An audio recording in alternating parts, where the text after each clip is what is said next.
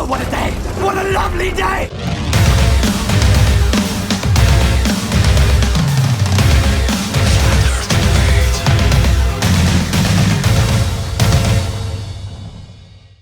Welcome to Flat Earth Debate Live. I'm your host Nathan Oakley, and if you are new to this channel, or you've not done so already, then be sure to subscribe and hit the bell notification icon and join button to keep up to date with the Flat Earth Debate. If you'd like to support the channel, there is a super chat that runs alongside each of these shows while they are live. There's also a PayPal, Patreon and crypto link in the info box below the video.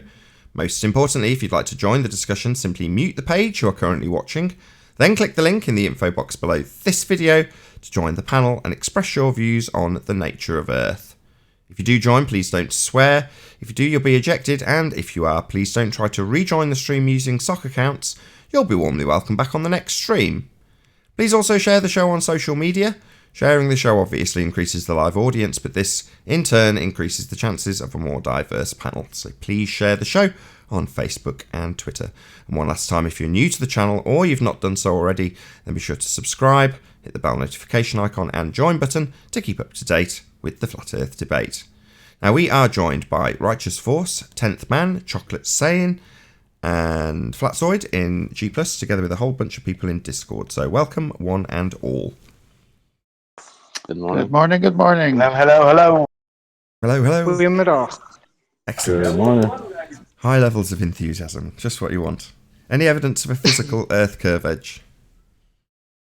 No tangents, no edges. No tangents? Nope. I like it.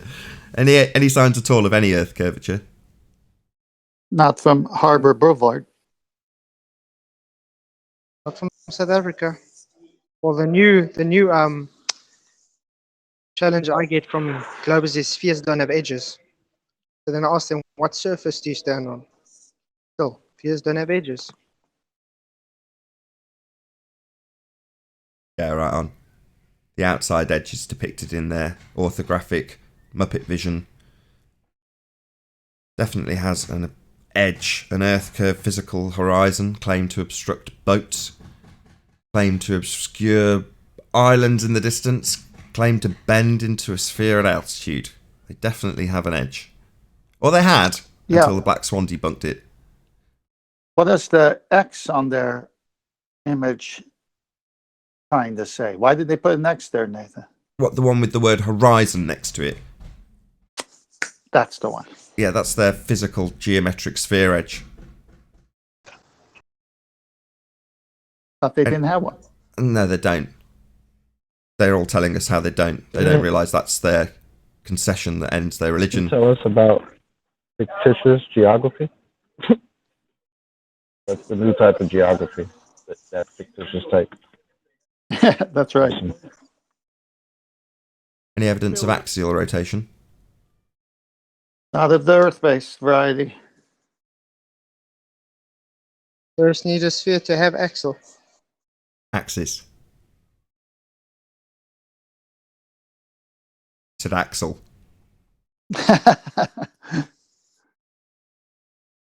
Any scientific evidence of gravity? Which one? I don't care which one. As long as you've got scientific evidence for it, I'll accept it. Okay, then none. Anything That's such a anybody's yes claiming to question. be gravity, I'd like some scientific evidence of it. No? Any single viable hypothesis from any of the fields of astronomy, cosmology, or astrophysics? Nope. Not from Dr. Hello. Faulkner. Hey, Arwin. Ah, it's your 1111th birthday. Yeah, 1111, right.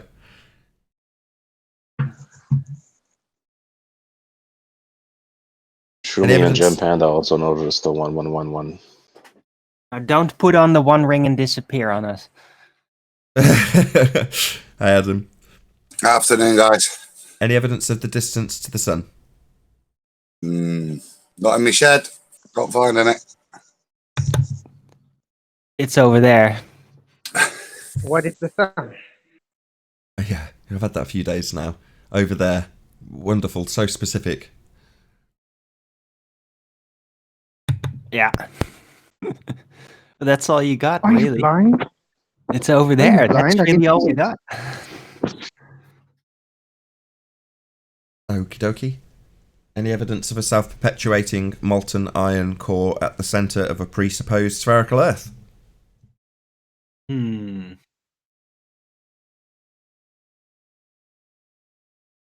Don't all go at once. It's always a popular question, this one. Well, your presupposed part kind of destroys the whole thing. Fair enough. Any evidence of the presupposition itself? The R value, Earth radius. Apparently, there's plenty. I mean, they tell you about concepts and thought experiments and fictitious geography, and basically they just put it out there. Like, yeah, this is all fake, but you can think of it as real if you want. Yeah. It's great. Shout out Nathan, to check out James the super Mayers, chat. who says, Dr. Becky still refuses to answer any of our questions. Thank you very much for your support, James Mayers.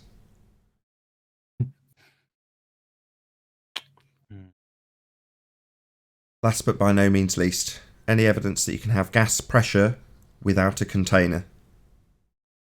Oh, my go. Good? No. No. How would you even test that? I think it's stands PSI for a reason. How can you even test that? Bar just assuming that it isn't there. Because I don't know any way to test it. How can Well- you be not in a container? Well, you would first need a container. That's the thing. You would first need a container to try test it. Yeah, but so you can't really technically test it because we have to be in a container because we have gas pressure. So how could we test not something being in a container? How do you do that? Not I your don't know problem. how. It's not your problem. Indeed. Not your problem. You're not asserting the sky is a vacuum and we're in a containerless system in defiance of the second law of thermodynamics. You're not claiming that, Arwin, so it's really not your issue how to demonstrate it. You can't. It's a violation of natural law. You'll never demonstrate it. Right.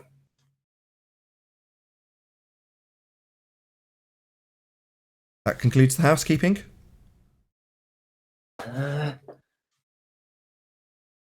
As always, I've been beavering away, plugging in the search terms for Black Swan, seeing what people come up with. The most recent claim to be debunking was a demonstration done by a dude called Mr. Sensible. He takes a ball, puts a thumbtack on it, and then puts a magnifying glass in front and shows that the horizon can go further behind. However, he starts his example with the horizon behind a thumbtack that's supposed to be analogous. Your mic's open, Arwin. Supposed to be, or maybe it's Adam.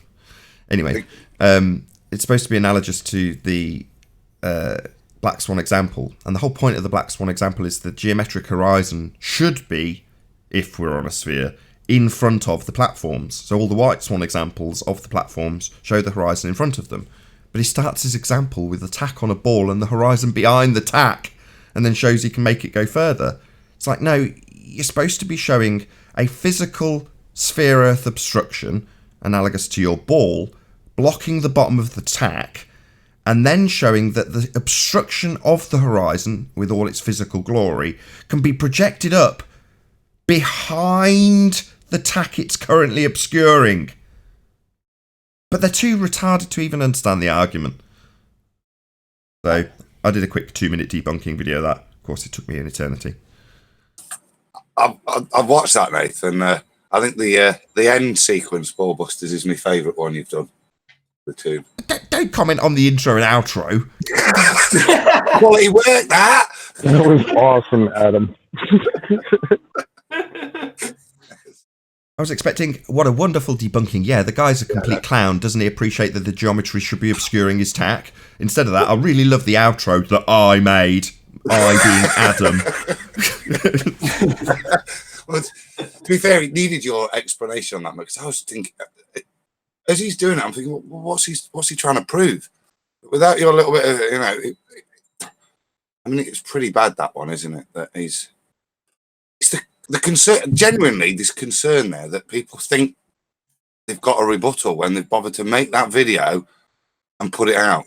It does really concern you that they've got no grasp of this whatsoever still, have Yeah, they? it shows he's a complete idiot. I mean, how stupid have you got to be? Oh God. Ignorance must be very bliss, up to a certain degree.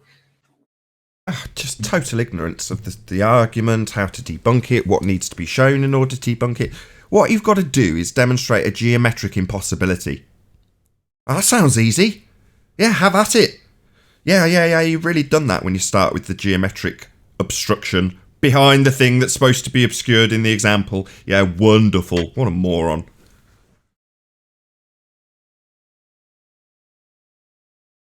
What we're dealing with, clowns, basically, that don't get it. And just go out there, hell for leather, thinking they've got a debunk.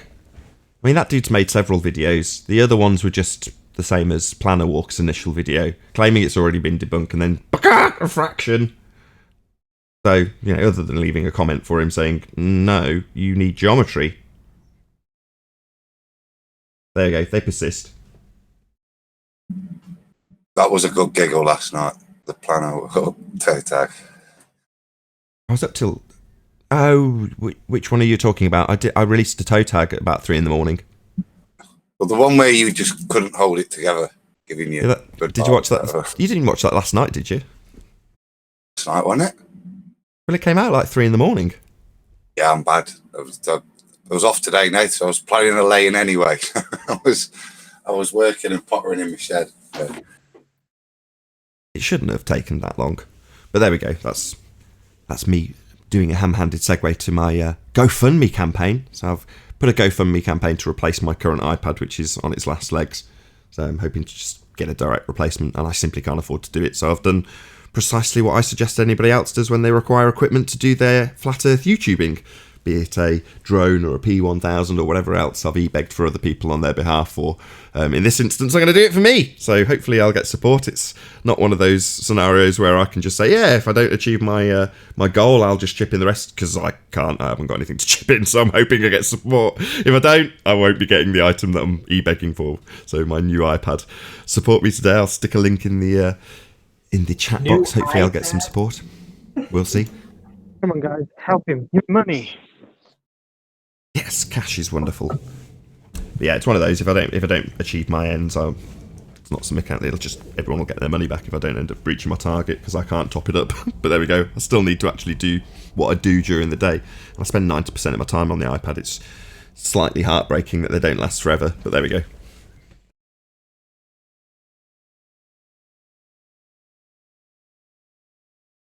You've not pimped that GoFundMe enough. I can't even see it. Oh right, I just spammed the link. Should have put it in a few more times. Oh, I'm going to do a proper. I'll do an Atheathon. So in the past, when other people have come to me and said, I want this item, I can't afford it, and I've suggested they do a GoFundMe, I've said what you need to do is do like a marathon on your own channel where you show what you do and explain to the audience why you want them to support you and what it is that you will do with the thing that you're asking for support with, and why you need support with it, and you just go through that all night like a telethon. Explain your cause and why you're e-begging. I even called the title of the campaign "E-begging for an iPad," because that's precisely what it is. I'm not ashamed of the fact that I haven't got the funds to actually buy a new piece of equipment that I use daily to run the show. That's just one of those. I'm not ashamed of that fact, but I will actually ask people for help because I think they'll help me. Unlike Anthony, who's like, you should buy a cheap one.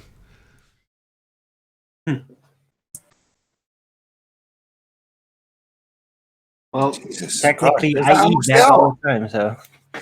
They're going to win? Technically, I e-bag all the time.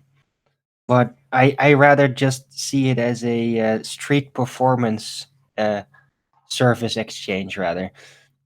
It's like, that's how I try to approach it.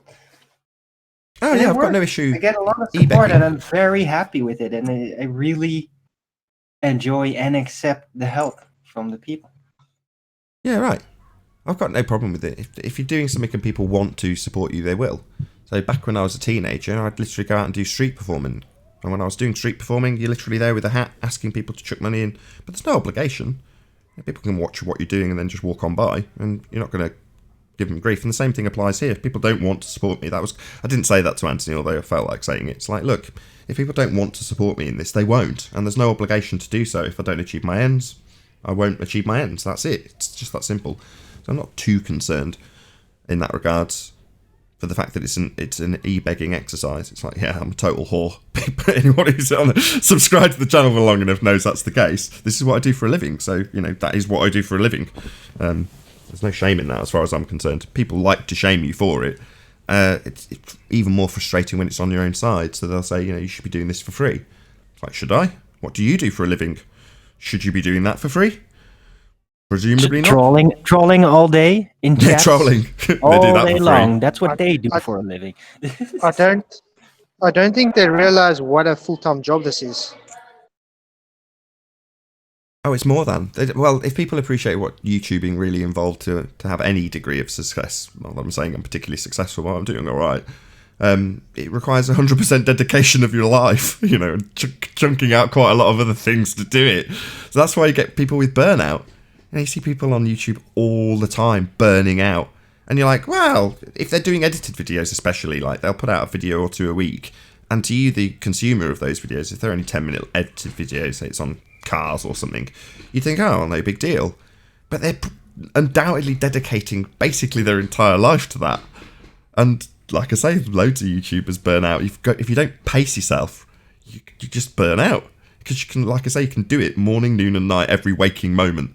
That doesn't necessarily mean that you're producing, uploading material 24/7. Obviously, that would be impossible. But, yeah, you do have to dedicate your life to it, basically, in order to have even the slightest degree of, or slightest chance of success. Right, and that's also a big problem, is that a lot of YouTubers, professionals, or, well, more hobbyists that want to be professional, they burn themselves out also because they get too desperate for attention. And then they start to make choices to try to get that attention. And by doing that, they dilute their own personal message that actually made it kind of worth to watch them in the first place. That also happens to a lot of people. They make that mistake. They think, oh no, I want more quicker. So I'm just going to be a clown and do what seems like popular. But as they're doing it, everybody starts to figure out, okay, that's just a doofus, a general person. Like, nobody cares about that. It has nothing unique. So, yeah. The other way of looking at it is, if you do what you love, you never really have to work another day in your life. That's in a very fanciful, philosophical way of viewing doing what you love. And I'm not going to lie that I do genuinely love what I do. I've got the best job in the world. I'm producing anything I want to produce at my own schedule.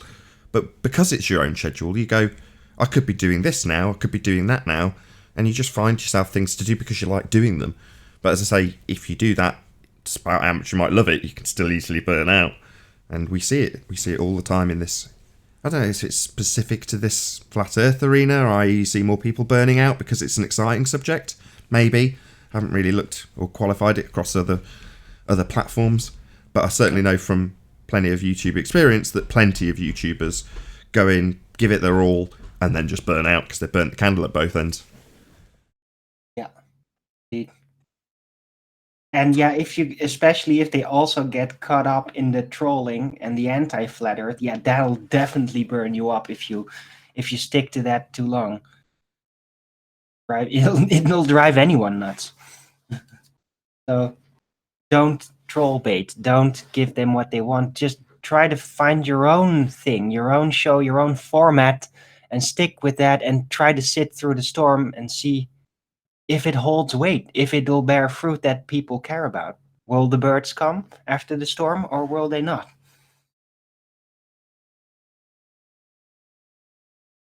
Yeah, and there's always plenty of pitfalls and things that you're going to run into that are going to seemingly stop you in your tracks, and fighting through them is kind of part and parcel of being a YouTuber. For me, 12 months ago, or whatever it was, I ended up with every single channel basically shut down. Now, if anybody's new, they have no appreciation of this whatsoever, but back when YouTube rules were slightly different, you could just put in a false copyright strike with basically no proof. And I ended up with, I don't know if it was 20 or 30 copyright strikes across all 4 of my channels. And that effectively shut me down. So somebody, I remember back in the day, do you remember Jamie? They're trying to shut me down. Remember? Jamie Brown. Don't worry if it doesn't ring a bell. Oh, Jamie Brown, bloody hell. Right. Jamie Brown. Yeah.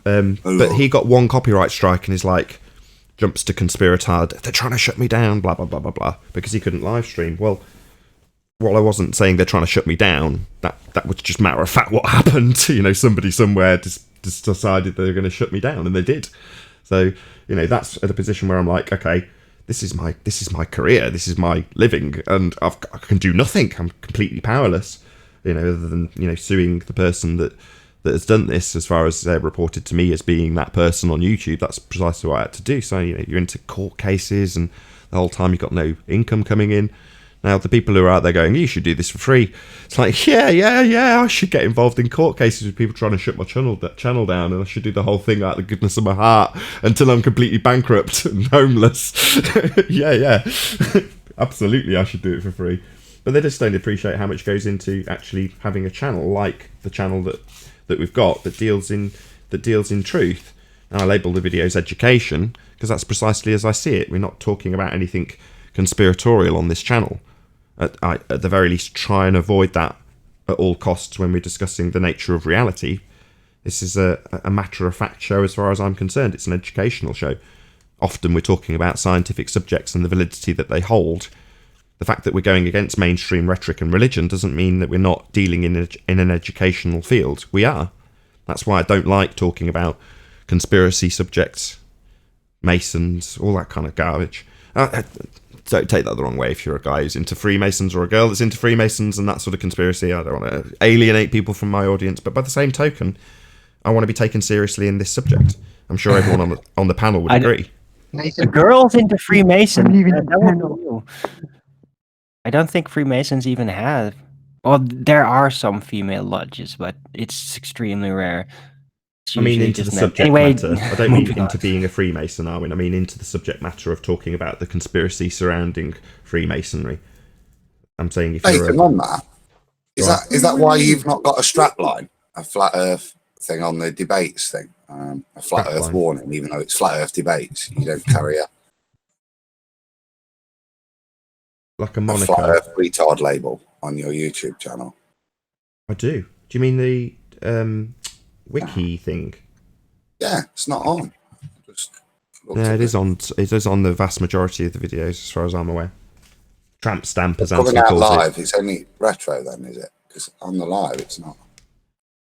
I don't know. I know I'm subject to the same level of limitations that everyone else in this subject field's limited by. In other words, I don't come up high in the searches, and you know, you've got to go some to find me or have me shared with you. That's why I'm always babbling on about sharing the show in the chat. Shout out to Passawato, says Nathan, thank you for what you do. Keep going. Thank you very much indeed for the super chat. Really appreciate your support, Passawato. I will, if I can.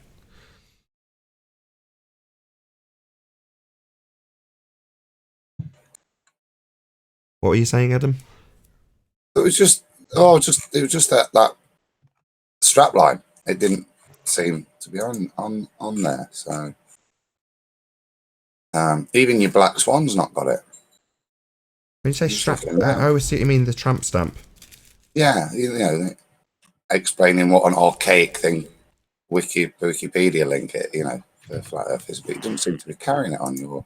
I'll just check on my iPad. Give me a second.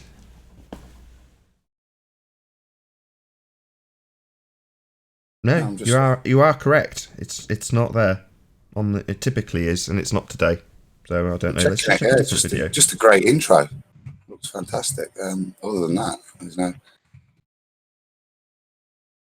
Have a look at a different. But the reason I said it was the way you're describing it, and you're very good at ticking their criterion box and describing it. And I wondered whether that was, as you described the show, it might be titled Flat Earth Debate, but it is investigating scientific concepts, isn't it? It's not conspiratorial.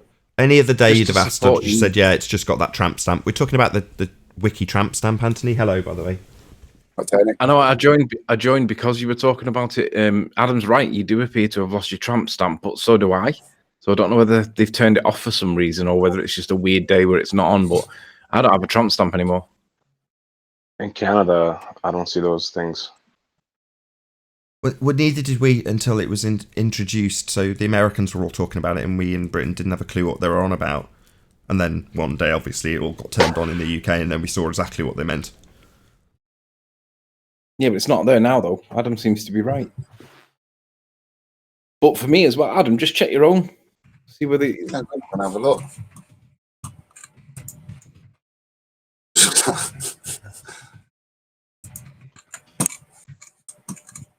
Sorry for typing noise, by the way. Maybe they're responding to people like Red Pill Philosophy that are publicly moving away from YouTube because of censorship. And I mean, we all make the valid point. Why should it be censored? If it really is a sphere, why censor the questioning for why we can't prove it? It shouldn't be censored. But if people are moving away from it and advertising other platforms that I'd never even heard of, that would be the last thing that YouTube want, right? I don't think the tramp stamp would be classed as censorship. Propagandization as opposed to censorship. No, but it's part of that control mechanism, isn't it? When they said that they were going to control the uprising of things like conspiracy theories, and they specifically said flat Earth. Well, that would be part of the control, not necessarily censorship per se, but it is part of the control mechanism because people like Red's rhetoric don't have a tramp stamp. I want my tramp stamp back. Oh, okay. I don't. No, I can't see it on Iron Realm either. No. Censorship. I agree. It seems to have been removed. Would be the lack of promotion that we receive now, so they don't recommend our videos. That's censorship. I know, but it's part of the process. I didn't mean it specifically. Don't be anal over the interpretation of the word censorship. I didn't mean it that way. Says you, Mr. Law. Every word's really important. Let's dice up the word A. I know, but what you're doing now is creating a red herring. Let's focus on the tramp stamp bit. No, you're right. Fair enough. I agree with you there. I'm causing a confusion. I'll reiterate it 4 more times now you've highlighted that. Thanks. Just to piss you off like you did to me.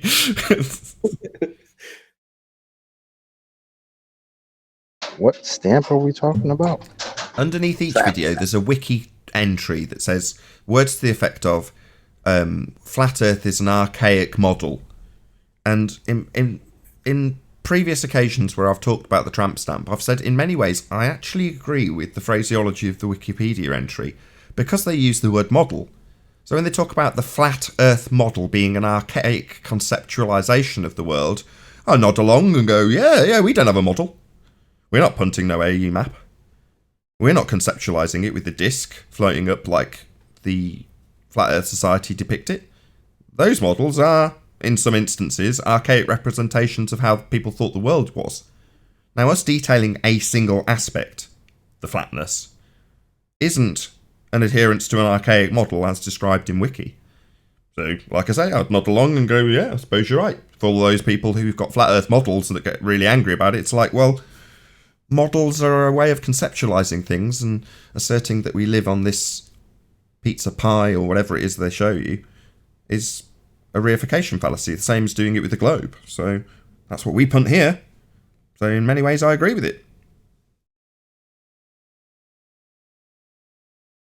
I feel like they took something off me that I want back, though. Yeah, but you wanted to be dumb fuck of the year. No, I just wanted to take it away from them. Randy's still got it. It's funny.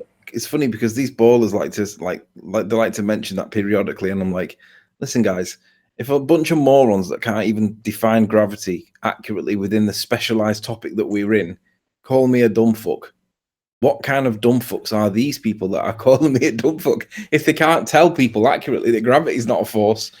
I mean, it's like me criticizing Nathan for not being able to fly a plane. Yeah, I can't fly a plane myself. Yep. See that knife? Ranty's still got his. Ranty's still got his tramp stamp. Oh, I'm showing that on the screen.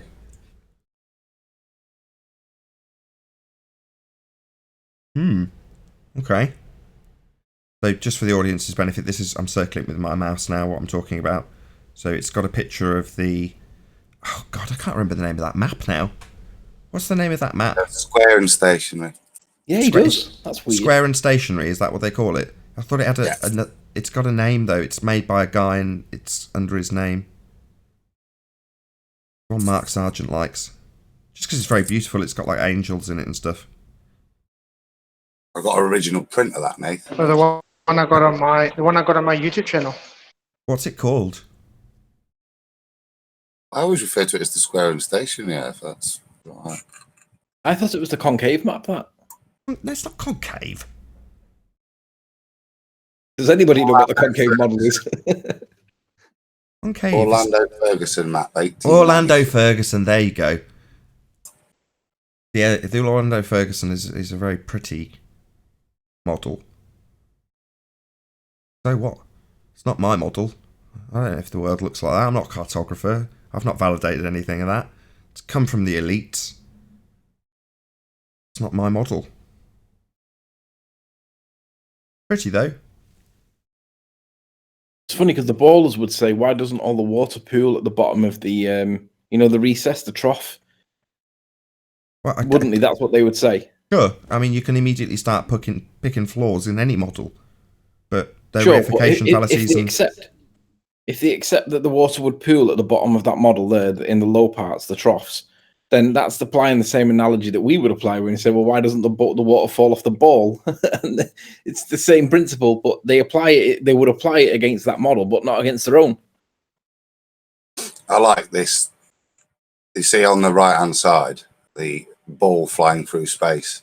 So even at this stage, these men are flying on the globe at a rate of 65,000 miles per hour around the sun and 1,042 miles per hour around the center of the earth in their minds. Think of that speed. So, yeah, find that in such a beautiful thing that even they couldn't leave the sarcasm out of. Oh, Nathan, I've had a back and forth with on that point that Meekins just brought up. I've had a back and forth with Wolfie on Rude Earth's channel. He's got a back and forth going about, I think it's to do with a drone or accelerometers from a drone or something like that. I'm not quite sure.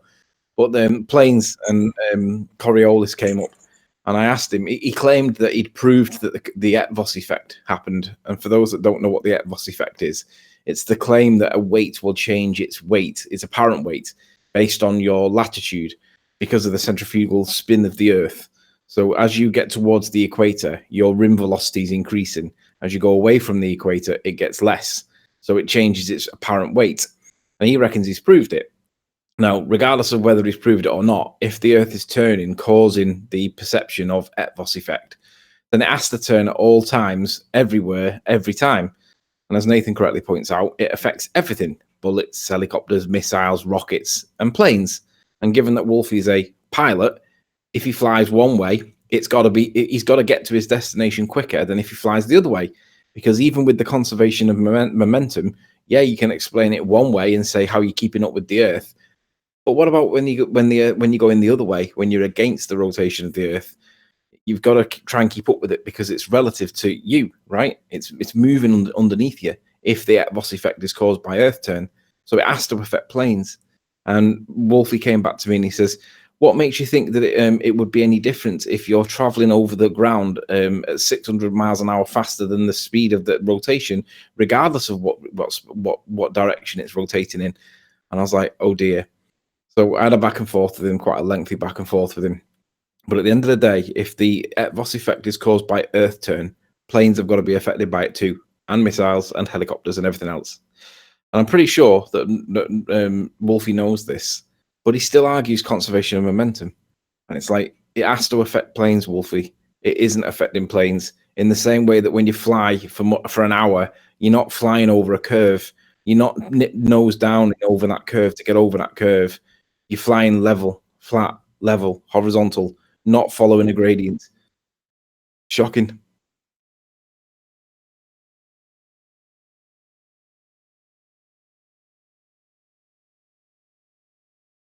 You appreciate that the claim of Etvos effect requires you to beg the question and affirm the consequent. I assume that because you detailed spinning Earth in your affirming the consequent when you formulated it on their behalf. Sorry, Nathan, ask that again. You broke up. You appreciate that you've got to beg the question and affirm the consequent when you claim Etvos effect, right? Yeah, you have to beg the question, yeah. That was my closing line. We know that you didn't prove Etvos effect because you didn't manipulate your presumed cause.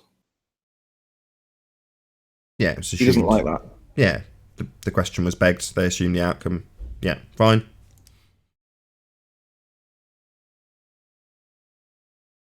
I find it funny that they'll fight for the Ethos effect, which is, what did you say?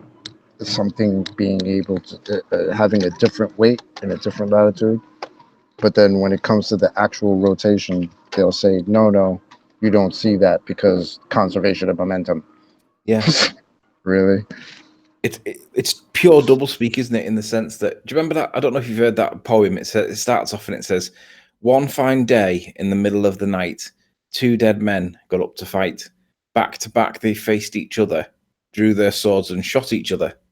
When they talk about the conservation of momentum and your example you just gave, they are literally talking about that poem, but in heliocentric nonsense, because they're directly contradicting themselves by having that. It's silly. Yep. Did you see Mitchell from Australia taking on Mr. Unsensible? I think I did catch a little bit of it, yes. He was really good. Mr. Sensible brought up gas pressure without a container, and he demonstrated that in a container he had a vacuum, and with electromagnetic forces, I think it was. Can't remember what forces they were, but he said that he had gas pressure being maintained without a container. And Fight the Flat Earth said, yeah, well, we have to have the container to create the vacuum. And Mitchell was like, yeah, that's the point. You can't have that differential because there's pressure on the outside pushing in. So regardless of whether or not they've got the container in the first place, Fight the Flat Earth wanted to just gloss over that bit and pretend that didn't matter. And it's exactly our point. You can't have that vacuum without the container. Regardless of what goes on inside the container, you've got to have the container to have something going on inside it. That's our point. He said that. You can't, obviously, you can't make the vacuum without the container. He said that? Yeah. He said, obviously, we've got to use a container to create the vacuum. But once obviously. We've got the vacuum, that's what he said. Except when it comes to Earth, we just go outside and look up and, there's a vacuum. He's picked up on one of... You can't... Picked up on one of Rumpus's tricks. Disclaim the devastating part of the argument that isn't being refuted as an opener. So obviously we need a container. The question on the table is how can you have gas pressure without a container? And his opening gambit is to declare the very failure of his example by saying, well, obviously we need a container. No. The example's supposed to be without that. Moron. Yeah. He brought up a few points on the Black Swan. What's his name? Mr. Unsensible brought up a basketball with a little pin on it. And he was trying to say, look, we can see behind the curve using a magnifying lens. And he brought it in and he got to the very lip of the uppermost part of the magnifying glass or lens. And obviously, because of the shape of the glass, it creates like a curve because it's curving. And he was able to demonstrate he could see behind the curve. But what he didn't demonstrate, which is the whole point of what he was supposed to be demonstrating, he didn't. The horizon's got to move. No, he didn't. What? No, he didn't. He starts with a thumbtack, with the horizon behind the thumbtack. Yeah. Well, the analogy is to demonstrate that the geometric physical sphere Earth obstruction that should be blocking the platforms is being projected up to not only not block the platforms, but be behind the platforms. That is described aptly by me as a geometric impossibility. So his analogy falls completely on its arse because he starts without the pin being obscured. His geometric model implies, by reification, that there's a physical sphere edge horizon in front of the platforms. The reason it's remarkable is because not only is that horizon not obscuring the platforms, it's behind them. So his demonstration needs to show the pin obscured by the physicality of his ball, and then that physical obstruction stopping obscuring the pin and being projected behind it. As I say, a geometric impossibility. That's the whole point. The Black Swan debunks geometric certitude they claim with their geometric model that has a geometric horizon, in the example claimed to be in the near foreground obscuring stuff. It isn't, it's behind, and you can't do that in geometry. So starting with the horizon behind is a demonstration of his complete and total stupidity. It is a good demonstration, I thought, Tony, of geometry, because if you look at actually what he demonstrates, he does very aptly demonstrate how the distance to the horizon is regulated by the observer height. So he starts with his camera low down and his horizon's low, and then as he lifts it up, increasing his observer height, he opens up more of the ball as he looks down onto it, and his horizon does move further back, but it still started behind the place. So the only thing he demonstrates to me in that video is that slightly different numbers, but if you equate it to the Earth, that the observer height is equal to 1.225 times the square. The distance to the horizon is equal to 1.2 times the square root of the observer height. And that's, for me, the only demonstration he does make in that video, by showing that you will increase the distance to the horizon by increasing your camera height and angling it down and looking over a ball. But well, let me make 2 points there. One to respond to Nathan, which is you rumpused me. I was just about to correct the mistake that he made with your correction. So thank you for rumpusing me. I didn't forget that. But the second point is, for me, Meekin, what he demonstrated really quite well was how Snell's law can be used to bend the light if you put it through a curved lens, because all the light rays going through that curved lens, they curve on the way in and then they change their angle, but then they change their angle again on the way out. But because it's a curve going through the lens, you're going to get that perception that it's looking behind the curve because of the shape of the lens. So for me, it was a perfect example of Snell's law being applied to a convex lens. And obviously there are no lenses in the atmosphere that behave that way on their model. And he has to be high enough to get over it to create that banding effect that he did with his lens. So it was a really good example of what doesn't happen in our atmosphere, because we don't have magnifying glass lenses effects being caused in our atmosphere, because we don't have Snell's law. But it was a really good example of how to misrepresent their model with and fool their own audience into thinking it was a credible demonstration of something. I'll play out my example. And we've got this blue area which is beyond the horizon. It can't be seen. So let's quickly dispense with this complete clown called Mr. Sensible, who clearly hasn't understood the Black Swan argument and has made a false analogy by this example. So in the video, he claims that this tack is analogous to the oil platforms in the Black Swan imagery, giving us a demarcation point for the distance to horizon. Now he's starting his example with the horizon behind the tack. Now in the imagery, the reason the Black Swan debunks the globe is because the geometric certitude a sphere would offer would place that horizon starting behind in his example in front of the tack. His demonstration should be showing the horizon that's physically obscuring the tack, moving by way of a geometric impossibility to no longer obscure it and appear behind it. Point I made. Yeah, it is the point you made. I'm sorry I rumpused you, Anthony. Please forgive me. It's okay. Sometimes it's good, though, to rumpus me, because the audience gets to perceive, like when George Musa says, we don't have to really work at the really is level. You weren't really is rumpusing me then, but it came across that way.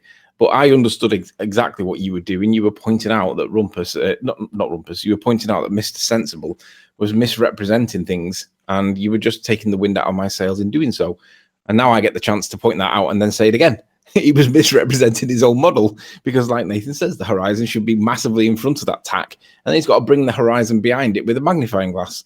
So Mr. Sensible, if you haven't already done your video where you demonstrate the changing of the geometric horizon of your basketball, let's see you move the horizon 10 units back behind the tack when it starts off 10 units in front of it. Go. Can't. That's a geometric impossibility. Yep. It's the whole essence of how the Black Swan debunks Earth curve geometry. He's just missed the point, because he's a moron, like all of them. And the amount of people on his comment section giving him a thumbs up and telling him how well he's done. It's like, yeah, demonstrate to me admirably just how stupid you all are too. None of you get this argument. You're all morons, just like him. Yep. BJ. It sounds like a bunch of people were desperate for somebody to have some sort of a response, huh? Exactly, Chocolate.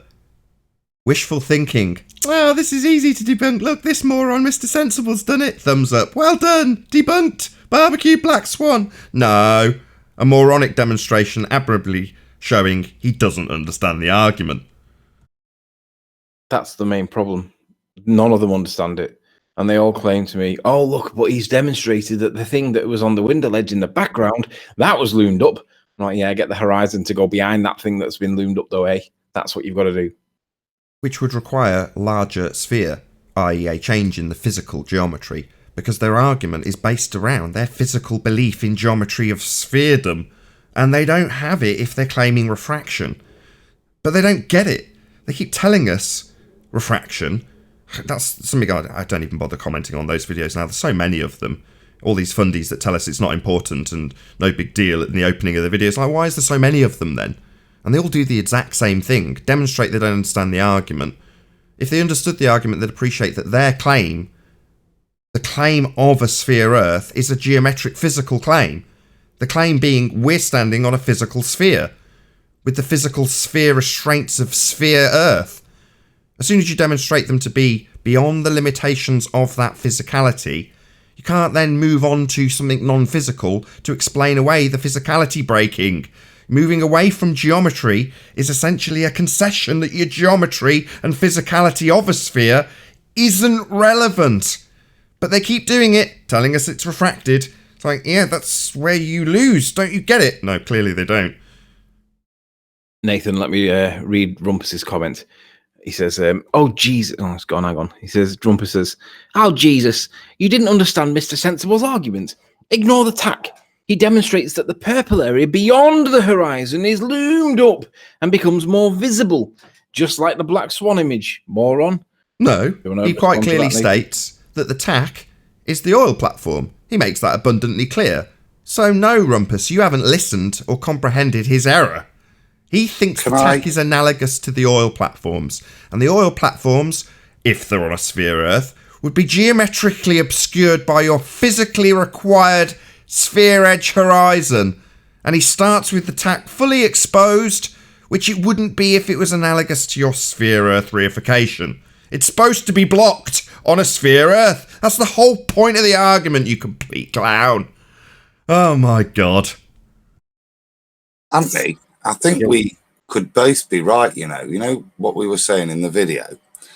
But when Nathan replayed it there, he's realigning the point of focus at the top of the magnifying glass, which in effect slightly raises the observer height as well.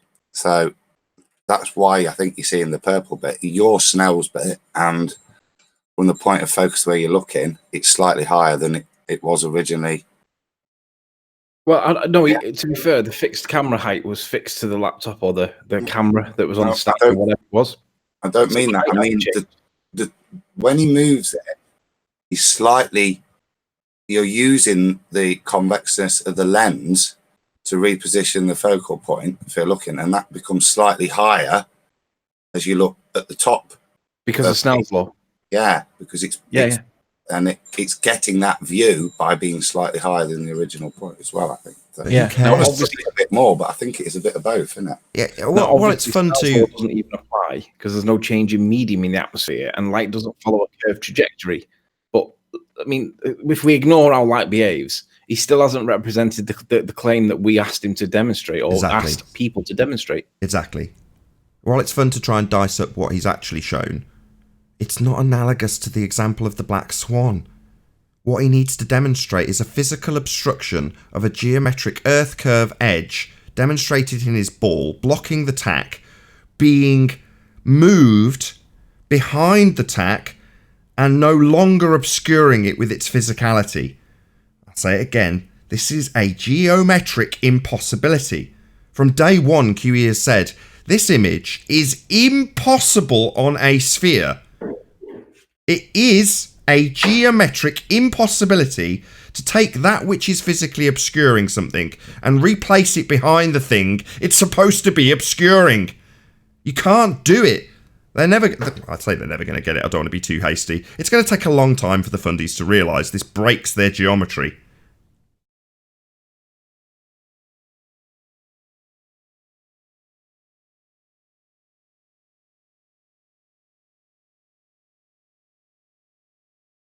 Or maybe stick your head in the sand. No big deal, right? Pardon? I said, oh, stick your head in the sand. I mean, it's no big deal. We're making a load of fuss over nothing here. Go and have yourselves a cake. Yeah. Morons. The tack is a bonus, apparently, according to... Oh, Rumpus, you're brilliant. I don't know why Rumpus is defending. I'm just lost at how they don't admit that they're misrepresenting the point that we make. We're saying, look, guys, it's all to do with... It's a bonus. It's no longer there to represent the oil rigs now, because actually that's fallen apart once you analyse the video. So now the tack's just a bonus. I don't know why Rumpus hasn't called out Mr. Sensible for falsely misrepresenting our model, our claim. Because if we did something wrong, he would be one of the first people to, like, he'd call us morons and say that you haven't understood the point. Well, Mr. Sensible clearly hasn't addressed the point that we're making. I don't know why Rumpus hasn't called him out and made him do a correction video. Is it one rule for your lot compared to a different rule for us? Is that how it works, Rumpus?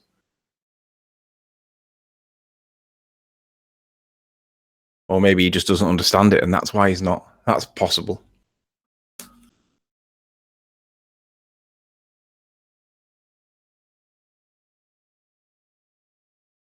Yeah, I think Rumpus would have to actually understand the argument also to be able to be in a position to call him out, let's be honest. Rumpus is 100% right about 100% of everything he's ever said, apparently. Apart from the theodolites at the beach thing, measuring the dip angle to the apparent horizon, and then from there calculating the Earth's radius. So we must be on the size of the sun then, Rumpus. Wrong about slightly looming. According to Andrew Thomas Young, it's only applicable in extreme circumstances. So this whole slightly looming non-standard refraction high in a holographic projection of things from behind the lighthouse. Yeah, that's all bollocks. Never right, Rumpus. Just have to go to your subject experts before you open your mouth and embarrass yourself like you have done. I think you're being harsh. It's only the fundamentals he struggles with. It's only the actual root of everything that he's got a reasonably poor grasp on. Yeah. I still notice that despite my request, he hasn't put out a correction video because he makes the claim that he's 100% right about 100% of things that he's ever said all the time, and he hasn't done a correction video because he's falsely stated that you can use a theodolite at the horizon, measure the dip angle, and calculate the radius of Earth.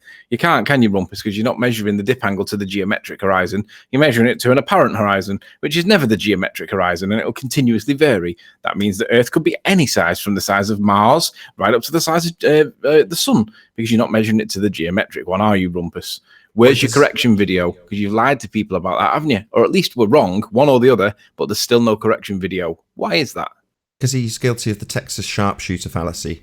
So he claims it's within an accuracy of whatever. And then when we ask him to do it on the Black Swan, he says the conditions aren't conducive.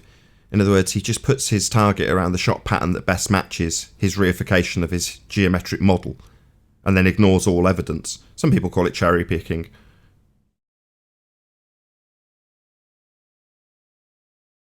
Yeah, stick that target around the shots that seem to best match your model. That's the way to do it. To me, it seems like it's just overt deception. Well, it's ignoring the black swans, isn't it?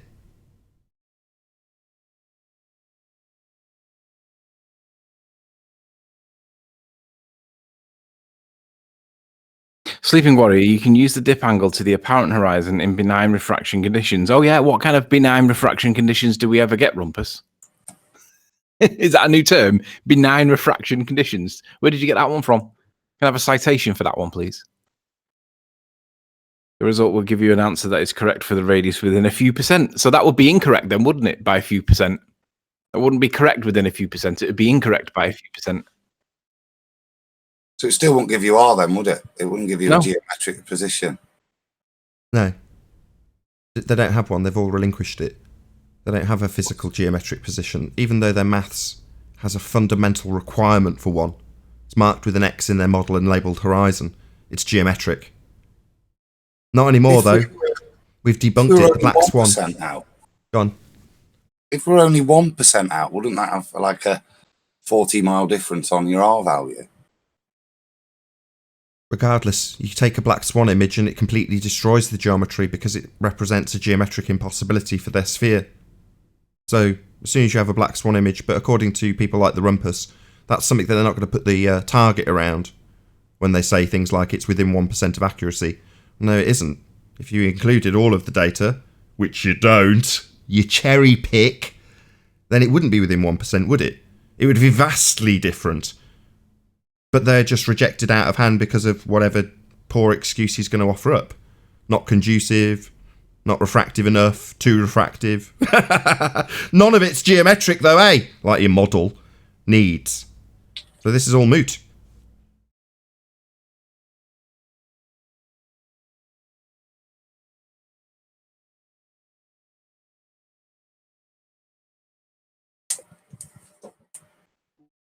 Going back to the, I got a couple of minutes. Go back real quick to the guy with the basketball and the attack. How would that even work? Because are we told now that the only reason we would see the geometric horizon is if we didn't have an atmosphere? Right? Yeah, it's nonsense. So He's showing one in the video. This is a geometric horizon. What he's showing, that's a horizon with geometric properties that will physically obscure things if they were behind it, unlike his demonstration where he starts with it in front, missing the point entirely. But that's a physical geometric horizon, and it's claimed that Earth's horizon is like this. Physical edge to block things that are behind. Anything behind this physical edge can't be seen. It's being blocked with its physicality. That's what a geometric horizon is. And as he also demonstrates, it's apparent based on height. Well, yeah, those are all the things asserted about the sphere-Earth horizon. Unfortunately, though, the horizon we experience doesn't behave like that. It doesn't have physical limitations like this ball. So it's not a physical geometric horizon. Yeah, my other problem is, right, when they say we would only see the geometric horizon if we didn't have an atmosphere. Well, so you're telling me at 1 foot, right, the horizon would go from being behind those oil rigs, like let's say magically I snap my fingers and all of a sudden there's no atmosphere, no gas. All of a sudden the horizon, my horizon would be a mile away. It would just reduce to a mile. No, the reverse. 1.2. No, the reverse scenario. No, the reverse scenario doesn't make it any less of a geometric impossibility. That could not occur in terms of the physical parameters of their sphere. It's not like their argument of refraction suddenly snaps the geometry into being real if you removed all atmosphere. Their pathetic excuse ignores the fact that the model is asserted based on physicality. That's what you're measuring your tangent line to. But they don't have the same... Hold on, Chocolate. They don't have something analogous to this. They don't have a physical edge of a ball obscuring things in the distance anymore. And the way this physical geometric sphere edge horizon in the demonstration behaves is precisely as it's asserted the horizon we have in reality when we look at the distant horizon behaves. The problem is it does not behave the same way as something with physical geometry, like this ball. It does not behave that way because it isn't, as admitted by the fundies, it isn't a physical geometric sphere edge. They're claiming it's a refracted, apparent, non-physical position. And it needs to be physical and geometric. They just don't get it yet.